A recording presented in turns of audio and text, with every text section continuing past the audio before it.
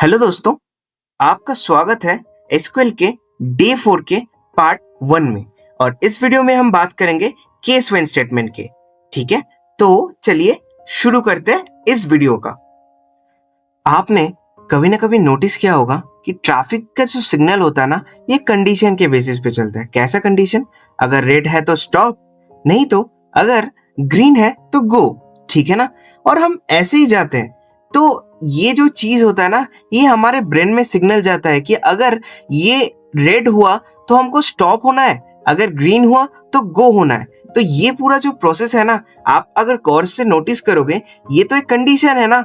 और ये कंडीशन के बेसिस पे हमारा ब्रेन हमको सिग्नल देता है कि ये करो, अगर मैच होता है रेड के साथ, नहीं तो अगर वो रेड के साथ मैच नहीं होता है तो क्या होगा? ग्रीन होगा। तो ग्रीन अगर होता है तो गो करो। तो ये जो पूरा प्रोसेस है ना, इसको ही हम एसक्यूएल के भाषा में केस व्हेन बोलते हैं। या फिर केस व्हेन को आपने एक्सेल में as a if else statement भी देखा होगा। ठीक है ना? तो इतना ही होता है एक्चुअली एसक्यूएल में केस व्हेन का काम, कि ये कंडीशन के बेसिस पे आपको रिजल्ट देता है, जो आपका कंडीशन हुआ और कंडीशन अगर मैच करता है तो चलिए अभी प्रैक्टिकल देखते हैं। आपने जैसे कि एनिमेशन वीडियो में देखा, ठीक है ना? तो इसमें ना हम अभी कंडीशन का जो आई मीन टू से जो केस व्हेन का है, उसका हम प्रैक्टिकल देखेंगे। ठीक है, तो केस व्हेन एक्चुअली में ना आपका जो भी कॉलम है उसके बेसिस पे आपका इफ एल्स के जैसे कंडीशन देता है। अगर आपके पास जो है, अगर वो हाँ हुआ तो ये होगा, अगर वो ना हुआ तो दूसरा चीज होगा। बस इतना ही है। मान के चलिए, अगर मैंने बोला उसका मतलब मेरे शर्ट का रंग रेड है, और अगर उधर रेड हुआ तो मुझे ना वो देगा कि हैप्पी। अगर वो शर्ट का रंग रेड नहीं हुआ तो वो देगा आई एम वेरी सैड।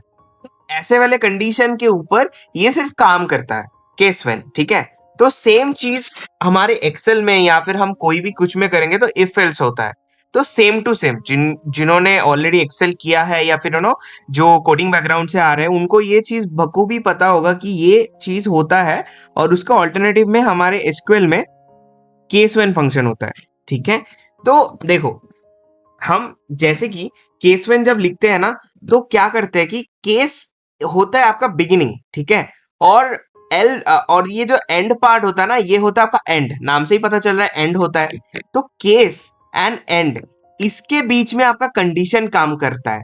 जैसे आप व्हेन है, व्हेन को आप इफ पकड़ के चलिए, तो if worker ID, I mean to say when worker ID equals to 2, मतलब अगर वर्कर आईडी इक्वल्स टू 2 हुआ तो मेरा हेलो आ जाएगा। तो देन आता है हमारे पास, तो देन के बाद हम हेलो लिखते हैं, क्योंकि मैं स्ट्रिंग दिखाना चाहता हूं या फिर कोई टेक्स्ट दिखाना चाहता हूं, तो मैंने एक सिंगल कोट में इसको हेलो लिखा है। अगर नहीं होता है, अगर मेरा वो कंडीशन फॉल्स होता है, तो क्या होगा? तो मैं एल्स देता हूं और एल्स दे के हाई लिखता हूं। तो मुझे क्या देखना है कि जब भी 2 आए तो इधर हेलो आ जाए, और अगर नहीं है तो वो हाई दे दे। तो मैं एंड करता हूं। ठीक है, तो मैं एंड के साथ इस कंडीशन को एंड करता हूं, और मैं इसको रन अगर करता हूं तो देखता हूं क्या आता है। ठीक है, देखो हेलो आ गया। अब एक चीज देखो, एंड के बाद ना मेरे मतलब ये जो कॉलम है नो कॉलम नेम है, क्योंकि मैंने इस कंडीशन जो मैंने कॉलम बनाया, कंडीशन के वाइज जो कॉलम बनाया, इसमें मैंने कोई कॉलम का नाम ही नहीं दिया। तो मैं ना अभी एक नाम देता हूँ status, as a random name. और मैं अब अगर इसको रन करता हूं तो ये स्टेटस के अंदर ये सारा कुछ हो जाएगा। ठीक है ना? तो ये एक चीज होता है। और मैं दूसरे चीज में एक चीज आपको दिखाता हूं। सेम, अगर देखो अभी मैंने एल्स लिखा, कितना इजी है कि जब मेरे पास हेलो है तो हेलो, मतलब जब मेरे पास 2 है तो हेलो आ जाए, नहीं तो मेरे पास सभी जगह हाई आ जाए।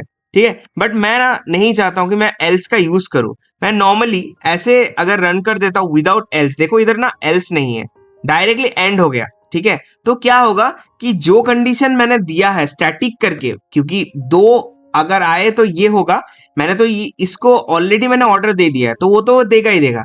बट उस अगर 2 नहीं है, क्या होना है मैंने उसको बताया ही नहीं। जैसे लास्ट केस में मैंने एल्स हाई कर दिया था, बट इस केस में मैंने एल्स के बाद कुछ लिखा ही नहीं, एल्स को इंक्लूड ही नहीं किया, तो ये क्या करेगा? बाय डिफॉल्ट नल देगा। तो ये भी आपको जानना चाहिए। ठीक है, अब देखो एक चीज, मैंने तो एक के ऊपर कंडीशन लगाया। ठीक है, मैंने क्या बोला कि 2 अगर आए तो हेलो हो, बट मैं चाहता हूं कि अगर 2 आए तो हेलो भी हो अगर 3 आए तो कुछ और भी हो, 4 आए तो कुछ और भी हो, अगर कुछ ना मिले 2 3 4 के अलावा तो कुछ एक बाय डिफॉल्ट एक कुछ बैठ जाए, ठीक है। मतलब अगर कुछ कंडीशन ना मैच हो तो कुछ बैठ जाए, तो इसको ही ना मल्टी केस कंडीशन बोलते हैं। कि मतलब मेरे पास 4-5 कंडीशन को लेके मैं काम कर रहा हूं। तो कैसे करते हैं उसको? कुछ नहीं, देखो सिलेक्ट स्टार किया, फॉर्म कहां से डेटाबेस उठाना इतना तक तो आपको कुछ पता ही है। तो एक कॉमा लगाएंगे ताकि हम एक कॉलम, कंडीशनल कॉलम क्रिएट कर पाए। तो कंडीशन आप क्या देंगे?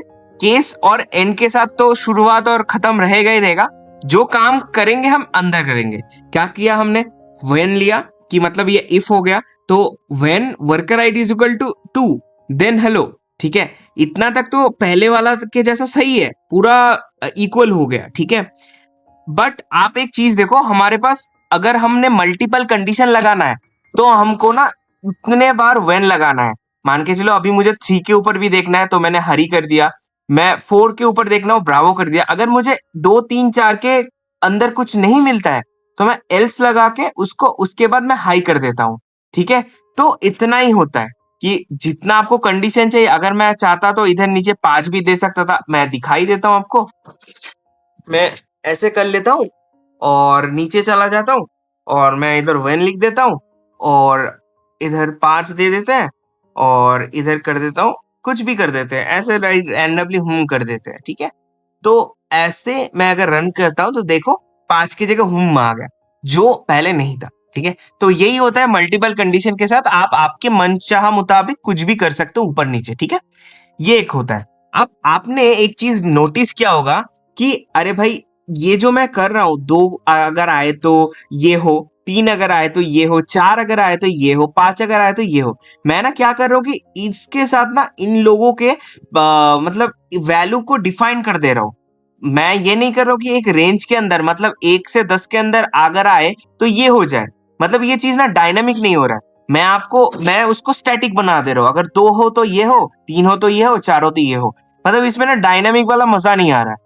तो वैसा चीज क्रिएट करने के लिए आपने एक चीज नोटिस किया होगा, आपने ऑलरेडी एक चीज देखा होगा वेयर में, कि वेयर में हम बिटवीन लगाते हैं, है ना। शायद आपको याद होगा, हमने वेयर के साथ सीखा है ये। वेयर में बिटवीन लगाते हैं, देन लाइक लगाते हैं ताकि टेक्स्ट कंटेंट्स अगर हो तो उसके साथ सिमिलर मैच दे, फिर एंड और लगाते हैं क्लॉजेस, ठीक है।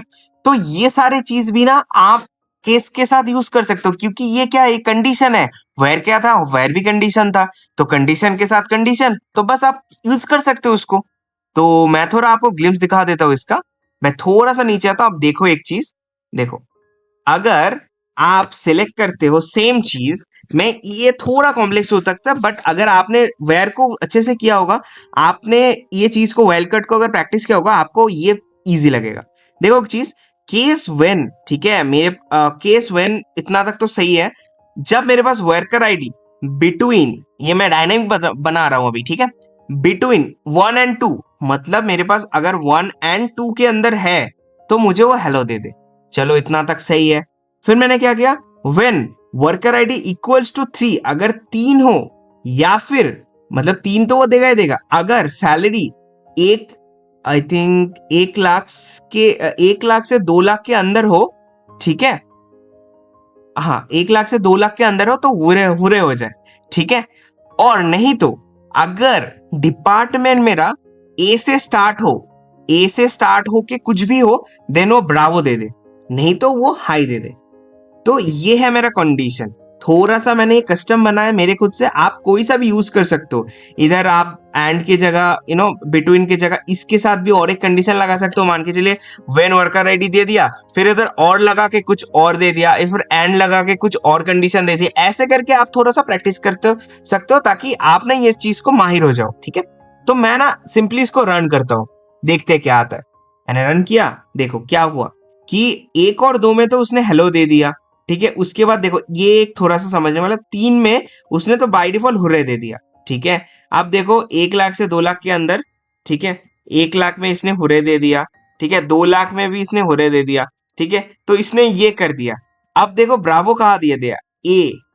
देखो इसमें एक चीज आप नोटिस करो कि इसमें ये 2 लाख के अंदर है, करेक्ट ना। बट इसमें ना ये भी ए से स्टार्ट हो रहा है, आप नोटिस करो ये भी ए से स्टार्ट हो रहा है, बट इसमें तो ब्रावो देना चाहिए था, इसने हुरे क्यों दिया?